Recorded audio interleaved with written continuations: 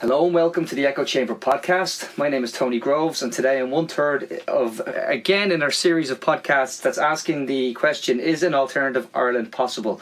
Remember folks, the Echo Chamber podcast is a free-flowing conversation that may occasionally touch on mature subjects.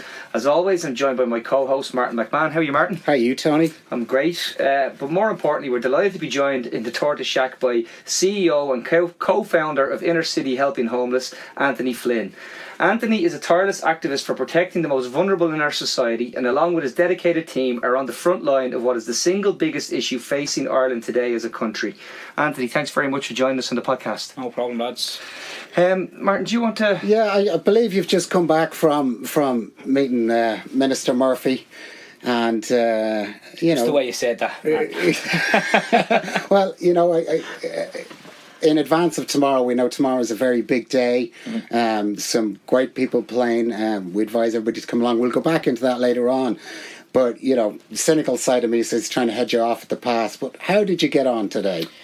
I suppose, look, we've had several meetings, and we're continuously meeting in regard to the wider issues and the whole homeless issue at large. And I suppose, look, I've had all these meetings before. I've had Enda Kenny, I've had Simon Coveney, I met with Simon Coveney, on a regular basis in regard to the big issues. And the fact of the matter is that it's a case of not very much gets done. It's all right sitting around and having conversations and having coffee. What we need change. We need change on the ground. We need to be able to implement beds, number one. We need to change the whole narrative around homelessness and what people think homelessness is.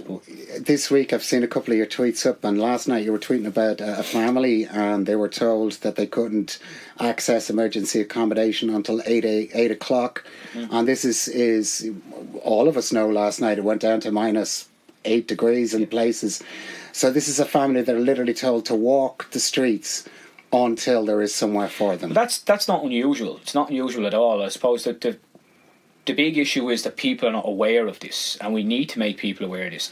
That there's a number of people, a number of families that are left on waiting lists in regard to emergency accommodation. It's called self-accommodation, is what the Family Action Team describe it as. And a number of these families wouldn't actually be able to access their emergency accommodation units until 8, 9, some nights 10 o'clock at night before a unit is found. And rather than and what type of units are these? Well, most of them are hotels or B&Bs, but the last scrape in the bottom of the barrel would be that it'll be a hostel type situation where a room would be booked in a hostel and a family put into one room in that hostel. So these are unsuitable conditions. They're not conditions that you should have children living in. You shouldn't be bringing your children up in this kind of environment. But in an emergency situation, it's the best that can be provided from the Family Action Team's point of view. And I suppose, look, we all know it's unacceptable, but what's more unacceptable is the fact that these people are left waiting until 8 or 9 o'clock at night, and then they're leaving that unit at 8 in the morning to bring their kids to school, and then they collect their kids from school at 2 o'clock in the afternoon, and they're put back onto that system where they have to wait until 8 o'clock. So they can't just say we're going to be there a second night. They have to go through the whole rigmarole again. Same process of ringing that mobile number, awaiting the staff on the end of that phone to basically assign them. And is there some expectation from the state that within that 24-hour period these people will have gone and got themselves something else? There's a narrative in place, and I think the narrative is if we provide them with the absolute worst accommodation that we can, they might not come back. So what we have here really now, because think about the feeling of not knowing where you're going to be laying your head that night, or where your children are going to be laying their head that night, and the insecurity of those 6 hours from 2 o'clock till 8 o'clock when you've just collected them from school, and you're what are you going things, to? how do you do homework and stuff? But what we need really, we can talk about that, but what we need is people, as Anthony says, the narrative, the stories that are there. We need to understand them as we're sitting in my house in Glasnevin, and it's I'm nice and comfortable, but I couldn't even imagine my children finishing school in 45 minutes time and then spending the next 6 hours trying to find out where we're going to sleep tonight. Can I ask just on the beds issue? I saw a tweet where you said your team worked with 135 people last night, I think it was. Yeah. And they were saying, and the DRHE, have I got that right? Dublin Region Homeless Executive. Yeah, they were saying there's beds for everybody. Mm-hmm. Well, look, the DRHE are primary.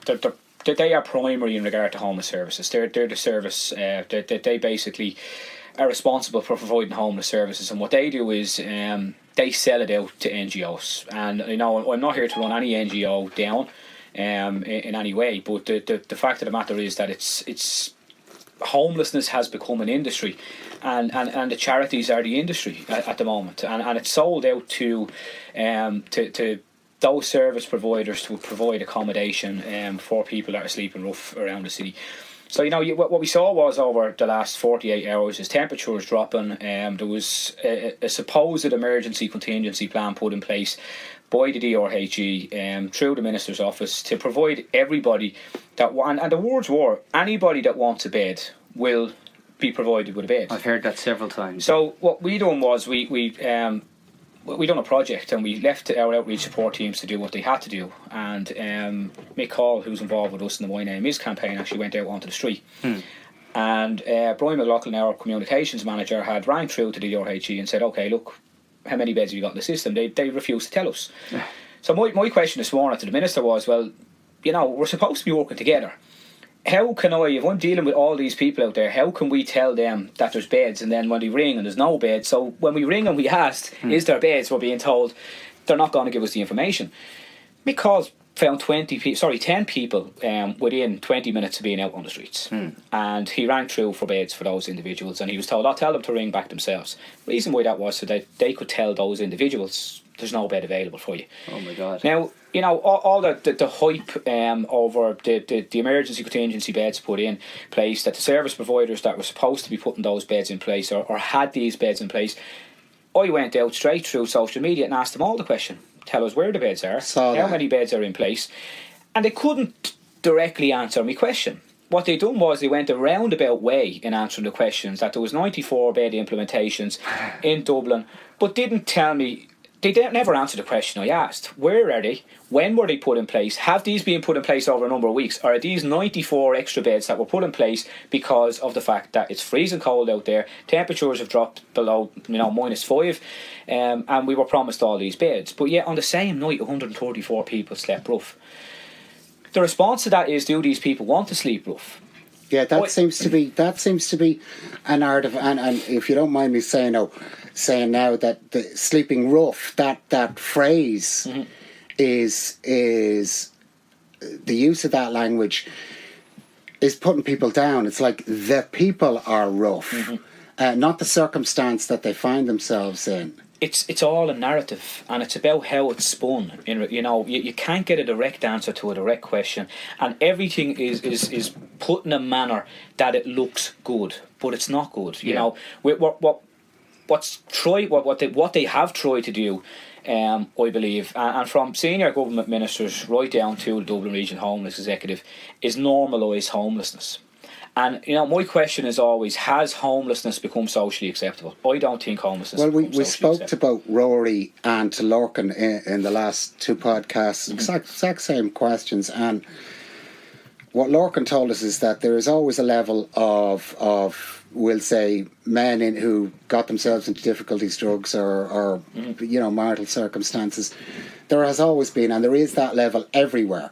But what's different with this is children are the biggest group, women are the next biggest group, and then you have... Well, you see, what we done was we set out through the My Name Is campaign to change the perception of homelessness. That was the target, that was the goal. When we came together and we sat down and we came up with this campaign, and we travelled the length and breadth of the country to get the nation involved, because it's not a Dublin-based problem. Although the figures are fairly high in Dublin, we've the second highest number of homelessness in Limerick, and Cork is following through very strongly in regard to their numbers and the amount of people not only sleeping rough, but the amount of people that are requiring emergency accommodation. And we went and we'd asked some questions, we'd done some surveys, and the perception of homelessness has always been the male, the rough sleeper, the person that's in a sleeping bag in a doorway, and that's not right. 39% of all those individuals that are homeless now are children. Yeah. So when you take men, women and children, 39% of that bracket are children. You know. Do we need to change phraseology? Do we need to stop saying rough sleepers? Yeah, I think you know the rough sleeper issue is always going to be an issue, and you know when we go back and say about normalising homelessness and people, or the government even trying to normalise homelessness, you saw Leo Varadkar saying by international standards we have our numbers are quite low in regard to the levels of homelessness. And then what happened, it was Owen Murphy came out within a couple of days and tried to normalise homelessness. Yes. And then within a couple of days we saw Damien English. And Pascal. And Connor Steen. And it was the media's fault. Damien English blamed the media. No, we've like... Put on your green jersey and be good boys and stop all this giving out about what's going on because you're making a show of the country. I said this to Ewan McKenna a couple of weeks ago, and I said to him, Ewan, when we at the same time they were all putting on green jerseys as such to go out and campaign for the Rugby World Cup, and they were complaining about the cribbing and moaning comment that was thrown at us. But it brings us to a very interesting thing that you called normalisation, and you know it's very dangerous when something like that becomes normal, when that becomes acceptable, and if that is if the face, I know the campaign My Name Is was quite powerful in terms of putting faces on, you know, of children out there, but where the disconnect is then is that making that transfer into okay, we're nearly at 9,000 people homeless, but the numbers are actually Rory described it as a tsunami coming down. It's big time, and it's going to get worse. It's going to get, and I suppose look, it was a bold move for us to move the way we did in regard to the My Name Is campaign. You know, we took a stance that no one else has taken in regard to putting faces to the actual stories, and you know that hasn't been done before, and the reason why it hasn't been done before, I believe, is because they don't want you to know, you know. And when you spoke earlier on, Tony, about our partners, and that's the line now that's being drawn when you hear a statement from the Department of Housing or from the DRHE that we are working with our partners. Yeah. Well, you know, you can't be partners and advocate on behalf of all these people. No, you're adversaries. You're not partners. You know, and all these organisations were set up as you know, as advocating on behalf of those individuals that were either experiencing homelessness or rough sleeping, and now they're partners. Well, it's hardly partners when Eileen Gleeson said you're doing more damage than Well, Eileen's statement was you know, I met with Eileen afterwards. I met with her the week afterwards, and you know, and I'm not going to take up for Eileen because we don't always see eye to eye, and I do think that, you know, her perception on things and my perception on things are totally different, and the context in which she said or made her comments, she shouldn't have. A person in her position shouldn't be making those kind of comments. She did later withdraw the comments, you know, but she made them. She made them. She shouldn't have made them. A result of bad behaviour was her words, you know. And then we listened to the fact that we're being told that organisations that are working around the city are more harmful at times than what they are. Now, I do believe that, you know, in my opinion, people are out there through empathy, through compassion. They want to help their fellow human being. But I do believe that a level of training should be, you know, there needs to be a standard. Yeah. And you know, our guys that, you know, we've over 200 registered volunteers that are working. We're operating 16 hours a day across 7 days a week. You know, it's major. The operation is absolutely huge, but each and every individual is inducted and trained and guard vetted, and that's a minimum. You know, we in year one that may have not have been done, but we're heading into year 5 and we understand that there's a due process, and we, you know, and you need to ensure that the individual you're working with out there on the street is getting the best possible care and advice and wraparound service that's available. And somebody that may not be trained, you know, it's not the fact that they're out there doing bad. They're doing very good. But you do need to have, you know, you need to know what you're saying and how you're saying it, you know, because a lot of these people are very, very vulnerable that are out there on the streets. They need to be provided with the correct information. They need to be provided with the correct advice and care.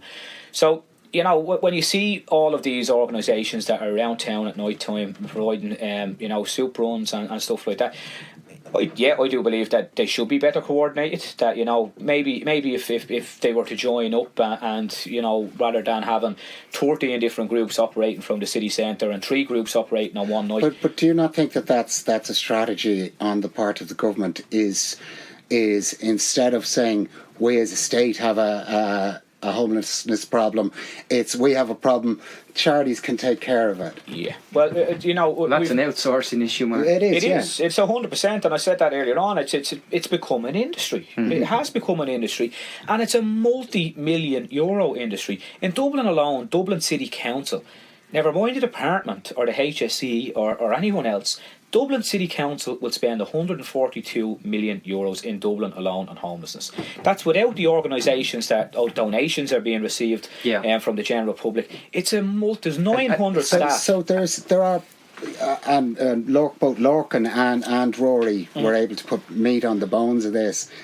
Is that the money that the country is spending on homelessness, be it people sleeping on the streets, be it people in family hubs, all the way to HAP, that this is a transfer of Rory called it corporate welfare. That it's essentially the payments alone, sort of the HAP payments and those things were already $500 million, and it was actually Lorcan who said that's going to grow exponentially because the problem is getting so much more severe, where you have families who are, as we said, they're working families. They're not necessarily. It's funny though. And it's funny how it's being played out, because when you look at how much money is actually being spent on HAP, we're providing landlords with €2 million a day. Yeah. That's unbelievable. How is that acceptable? How can we not change that? That we're in a position where we can build. We need to be in a position where we can build. Well, if you can spend $2 million a day transferring money, you can. But then when you look at the percentage of landlords that are sitting in the Dáil, is that another reasoning behind this expenditure? Sure, if you're sitting in the Dáil and you're making money off HAP, you're not going to vote against HAP. Well, you shouldn't have a vote. There is a conflict of interest there. There's quite a we call it the Ken Fox Christmas album, when the list of TDs and ministers' property rights come out. Ken loves to go through freedom of information and actually show, that X has not declared interest in this farm and these properties that they have. Mad. But it's not even that. Isn't even the madness. The madness then is, so you have that they're actually in hock themselves. Then you've got Construction Industry Federation lobby groups. You have IBEC. You have big companies. That effectively the REITs, as they're called, which are the big companies that are huge landlords now. There's 900 staff in 4 of the biggest organisations in homelessness. 900 paid staff in just 4 of the biggest organisations in homelessness. That's without volunteers that are in and working, week in and week out.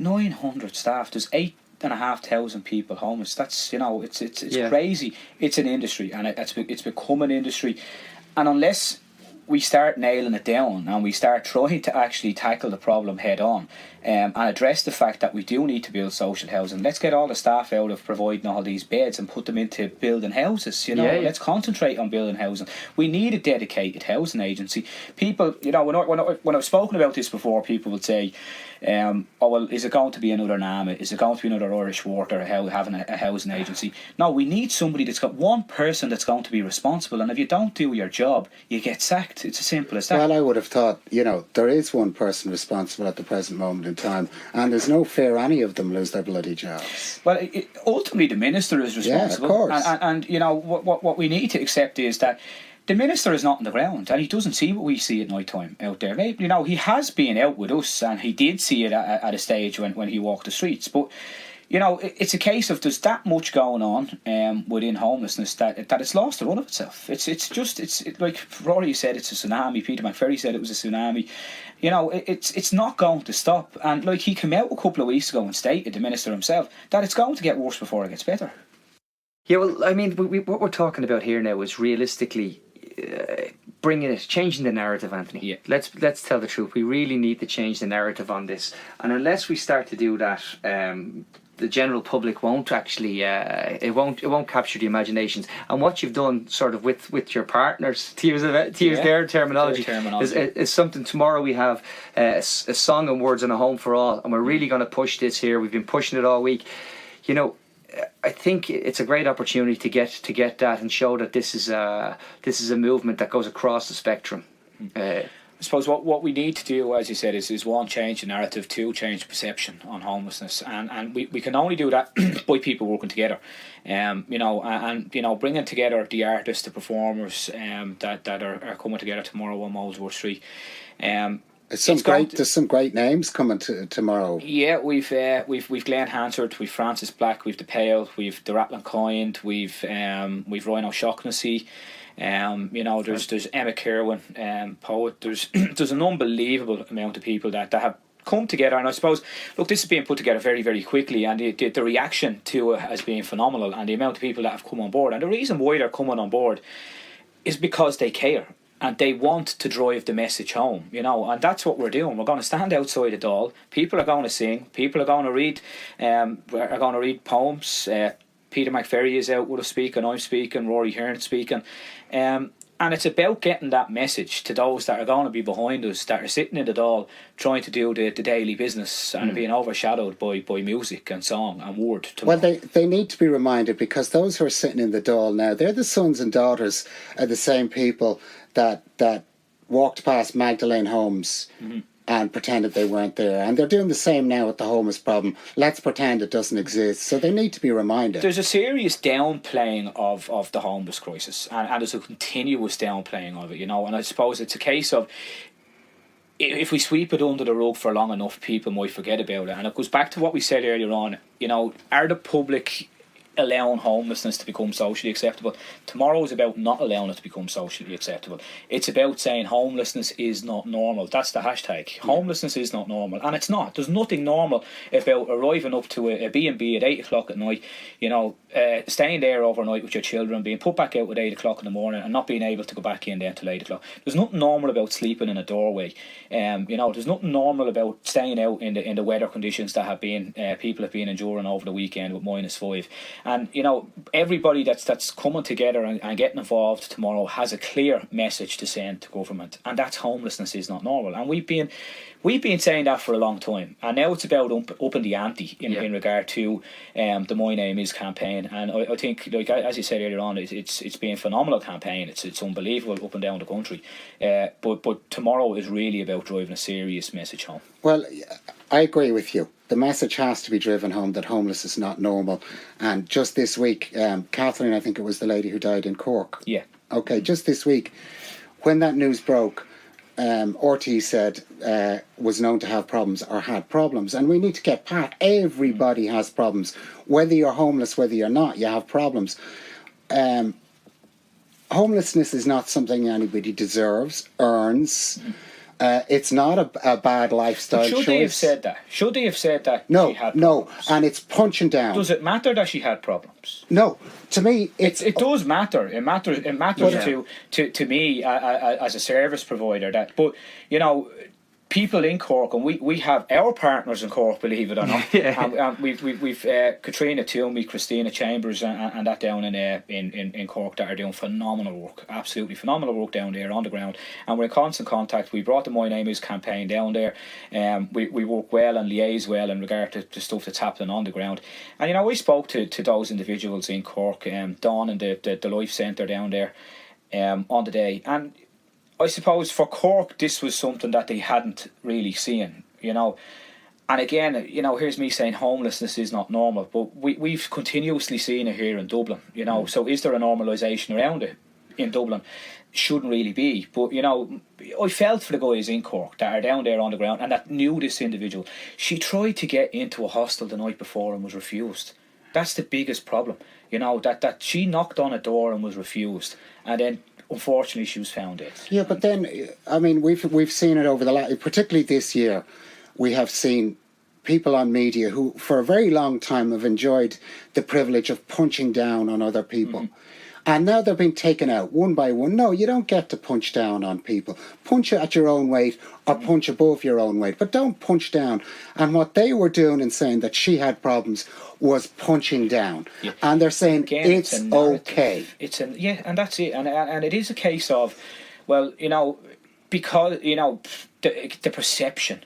Everybody that's homeless, have they got substance abuse issues? Have they got mental health issues? No, they don't. Not everybody. Don't try. You're tarring people with the one brush continuously, and you're downplaying the seriousness of the situation. But it's also chicken and egg. By off-playing it to, this individual had problems. That shouldn't have been the narrative from RTE, but it was. But that's, again, we're gonna talk about language is so important around this, and taking back the words, like Martin's favourite one that really annoys him, and he's right to it. Family hub. The shit out of I mean, and I think it was Rory pointed out the fact that they chose the hub because it was almost like it gave the idea of surrounding and helping and nourishing and nurturing. That's where this was almost direct provision, direct provision. I'd love to know how much somebody was paid to come up with the bloody phrase, because believe me, somebody was. And when we see when we talk about the hubs and we see the hubs, we've seen stories in the newspaper where we saw an individual family that had said, this hub was great, but this was one of the better facilities. That we've pictures. We're sent pictures in regard to the standards and the living standards and some. Now, I'm not saying in all of them, because I have seen the inside of some, and some are fabulous facilities. But they're facilities. That's it. They're facilities. That's the word. Let's be honest about the wording. It's a facility. It's not a home. We tried, and we have tried. We would very much like to talk to somebody on the inside of a family hub, and we've tried. And people have told us, we would love to talk to you, but we are afraid to talk to you. Now, why would anybody be afraid? Because you're punished. Yeah, you're punished. You're punished. We've had some very, very strong people that have come out in the media in regard to their situation and the circumstances. Erica Fleming was obviously one of them. She was attacked. Yeah, Cheryl Barnwell was another. And I've seen firsthand what happens, and whether they say it doesn't, it does. Of course. Well, Erica was only attacked over the weekend on social media. You're moved to viciously attacked on social media. You're moved to probably one of the worst facilities that they could put you into, and this is, and I remember the night that Cheryl had to stay on our office floor, and she came out in the media a couple of days later with us and said, look, this is just unacceptable. This is not what and Cheryl's partner was getting up for work at 6 o'clock the next morning, working family, 2 young kids. But then they were sent to probably one of the worst units that you could be sent to, over on South Circular Road. And well, I mean, first of all, that's punishment. As Tony said, they're not hubs, they're facilities. No. Neither are they family orientated. They are homeless facilities, not family hubs. And until the language changes... Well, Tony is right, and Rory's continuously said this, and Rory done intense studies, himself and Mary Murphy, had done intense studies in these hubs, and were in these hubs, and issued a report on them. And your wording is correct. Direct provision is the word. And we are. Can you imagine? I can only imagine. My children are going to be there in 20 years' time when we commission a report to talk about what happened in terms of almost a national shame. It'll be our generations where they turn around and say, "Oh, did you know that you fomented the mental health problems of these children that were putting them through it?" And what we need to realise is as well that mental health is a huge issue in regard to homelessness. When you're cooped up in a one room with a bed, and 2 kids, all day. Look even outside of the hubs, a hotel room. The hotels, yeah. One room with a bed and a toilet, and you're there for how many hours, and there's no garden for your children to play in, and that's just totally. There's no table to sit down and have a meal. Yeah. And that's imagine children growing up where you eat your meal off the side of a bed. This is back to the acceptance. Children growing up in that environment believe that is acceptable. So when they move on in life, this is something they've grown up with. So will it be acceptable for them and their children? Which brings us to Leo's final, where I want to go with this, because his equality of his republic of opportunity. Mm-hmm. So if your standard is your homework on your bed, your dinner on your bed, your you don't get beyond your bed. But you have to get out of bed early in the morning. Yes. That's what he says. You better get out of that bed early in the morning, because if you don't, he's and not walk gonna around it all day. Yeah, he's not going to be happy with you if you don't get out of it early in the morning. But look, his Republic of Opportunity is not the Republic of Opportunity. It's not a Republic of Opportunity for these children. It's not a Republic of Opportunity for these families that are living in these facilities. And you know what I will say is that there are an awful lot of hard-working people trying to provide a situation. And look, you know, I constantly complain about the DRHE and the department and whatever else. They can only do what they have in front of them, these people, and if they're not given the resources to do their job, you know, how are they supposed to do their job? So it's not the chap's fault on the end of the free phone at 12 o'clock at night. He can only give you the beds that are made available to him. He can't actually go out and make these beds appear. Even if they're beds, most of them look like yoga mats. Well, you know, yeah, when you look at so like, look, we heard of the extended services over the weekend, and that question that was asked through social media, you probably saw, well, hang on a second, you know, what services are open? And one service, we're open at 10 o'clock tonight rather than 11. Okay, so what do these people do all day? They can't come into you till 10 o'clock at night, and then when they do, they're on a yoga mat on the floor, you know. If tomorrow you were handed the power to do something about this, what's the first thing you'd do? Build, and don't stop building. Stop building when you've no more bricks. Simple as that. Okay. Right? And you know, whether we've to ship the bricks in on boats, you know, fly them in on planes, we need to build. And unless we start to build, and you know, a lot of people, when I say build, people say, well, hang on, we've all these empty units that are you know, we could, and Peter McFerry has said that there's 5 homes for every homeless family that are lying empty. So we need to address that, you know, and whether it's heavily tax these people that are hoarding property, stop the vulture funds from coming into the country, not allowing those vulture funds to take over, and we have, you know. Be interesting to see who owns most of these vulture funds and where they lead back to, and you know, I think that's an investigation in itself. But I think that, you know, unless we're willing to actually build proper social and affordable housing for those that require it, this problem is going to get worse. It's going to get 10 times worse than what it already is. And as you said, you know, Rory here has spoken about this tsunami. I don't think we're even scraping the barrel at the moment. We have a problem. And the problem is that we've had both Simon Coveney and now Owen Murphy have both said that this problem is going to get worse before it gets better. Now, that's what they call softening the beachhead, softening up the public to let them know that, sure, look, didn't they say it was going to get worse? And sure, that, you know, we know this is part of the plan, and sure, we'll turn the corner. And they'll start talking about turning the corner. They will start, so it becomes from turning the corner to seeing light at the end. Is in the plan. Yeah, but that's what I mean. It's all a plan. That's what I mean. Getting worse is in the plan. There. And then they'll say we're turning the corner, and then they'll say there's light at the end of the tunnel. In the meantime, the figures will be, you know. But we knew this. This is what they tell you. It's all in the plan. I predicted earlier this year, that there would be 700,000 people on hospital waiting lists, and that there would be 10,000 people homeless by January. And we're almost there. We're almost that. And when they hit that 10,000, there's no alarm bells will go off. There's nobody says, all right, we've reached our absolute max. There is no max, because once you, as going back to Konstantin Gurdjieff's point, he said you cannot say to a mother with their child that's come into homelessness that, you know what, we've got a roadmap out, because we don't. And as you said, Anthony, it's building. They say we can't build, or they say we are building, but we've had Lorcan here who told us they're not building, and he said, and what they're building is, and now instead of pretending to count electricity reconnections to the grid, they decided to pretend to count commencement notices as if, you know, paper is houses, which it's not. It's the classification, and you know, I've found this absolutely amazing since you know, I've been involved in homeless services, and how they reclassify you.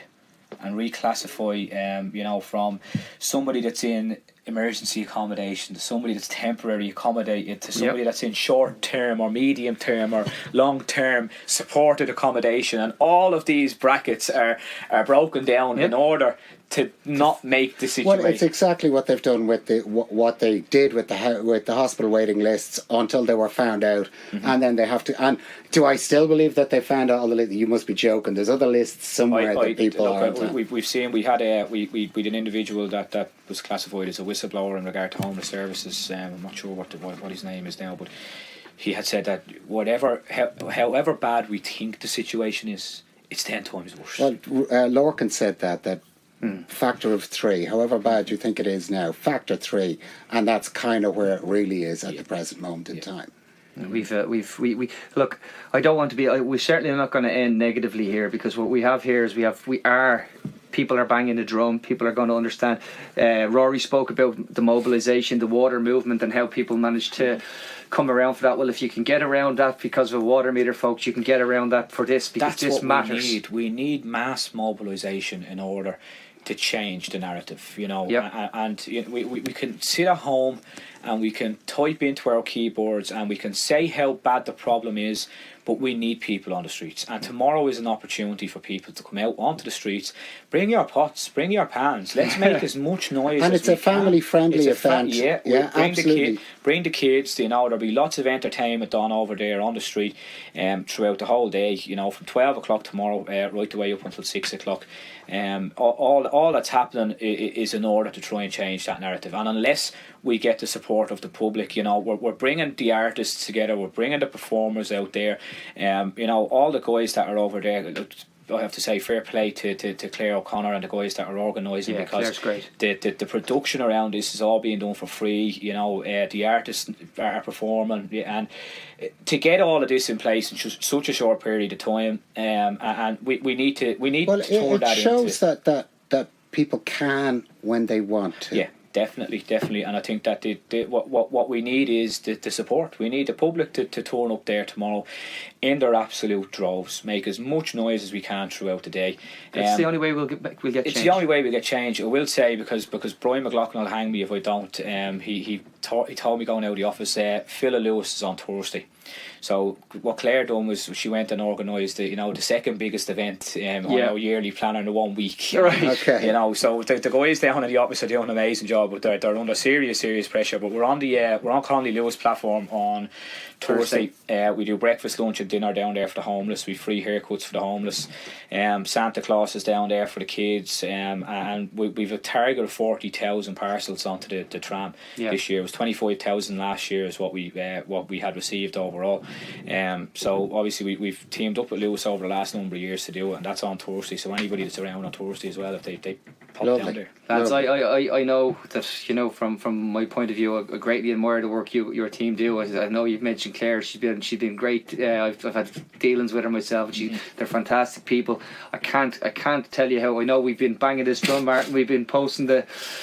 Oh, I'd say we'd be blocked by people on social media for plaguing them. But guys, get out tomorrow. Come along. As I said, Martin's going to be handing out beanies or whatever it takes. You know? But do come enjoy the actual movement, because we need to raise our voices. We need everybody to come together and say that homeless people, or people who find themselves in a homelessness situation, are not a separate species. They are us. They are the same as us. There is no difference. We are all that 1 or 2 paychecks away from being in the same position. So stop treating these people like they are something different, like they are rough people. They're not rough people. They're your friends, your neighbours, your cousins. That's who's homeless. They're human beings. That's it. They are human beings, and it's time for everybody to shape up and say, let's treat human beings like human beings. Don't forget, #homelessness is not normal. Perfect. We're pushing that. That's where we're going to go, guys. Listen, thanks so much, Anthony, for coming in. Cheers, really guys. appreciate it. Want to thank everybody for listening. Remind us to subscribe to us on iTunes and SoundCloud or wherever you get your podcasts. And please take a minute to leave a review. And don't forget to tell your friends. You can send us an email to theechochamberpod@gmail.com, or you can follow us on Twitter @echochamberspod. Thanks again, folks.